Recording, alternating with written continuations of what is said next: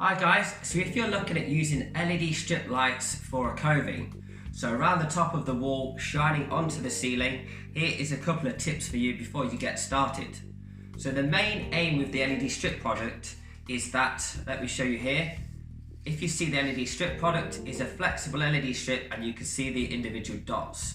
It is a projection product. So the idea is that you do not see the light source in any way, but you see the projection of the light. So if I hold this profile here, you will see you cannot see the LED dots in any way, and this could shine up the wall, giving you a glow. And if I reduce the lights in here, this would shine at a good ½ meter of light. So the tips are, if you have literally no coving around the top of your wall at the moment, then you would either build a coving, you would purchase a coving product like this. This is an aluminium profile shaped into a coving, or you'd build a drop-down ceiling. So if you're to use the aluminium profile or any similar ready-made coving profiles on the market, then they will look very similar to this, and you can paint them in the finish that you like to match your walls. So the idea with this profile is that you'd have this anywhere between sort of 100 and 300 mil down from the ceiling, and this would shine up onto the ceiling, up the wall, to give a halo glow around the wall. So the idea is that you do not go too close to the ceiling, and you do only get a very short light throw, and you can come down as far as you wish. Depends on the actual product and the brightness of the product. Usually you wouldn't go more than about 300 millimeters, but then that is down to your own preference. So if you are going to be building a LED coving, then you'd usually have the coving no more than 50 millimeters out and around 300 millimeters down from the ceiling. And that could be built in wood or anything that your builder can build in the coving. The main point is that you have an upstand and up lip.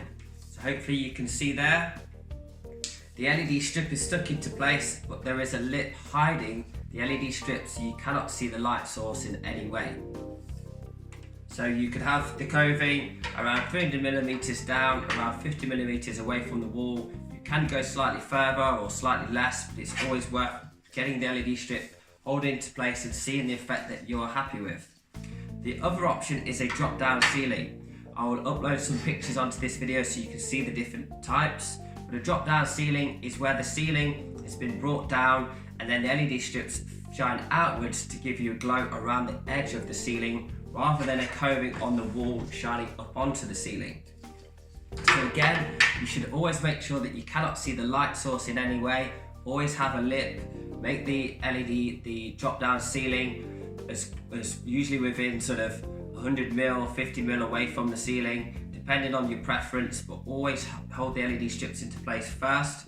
You would actually have the LED strip stuck onto their back facing upwards, rather than onto the inside of the LED strip facing across. That way you cannot see the light source in any way. So you'd have the LED strip stuck down with a lip hiding the light source. So I'll put on some diagrams of this. I'll put on some pictures on the end of this video so you can check them out. So that is how you would use LED strips in a coving.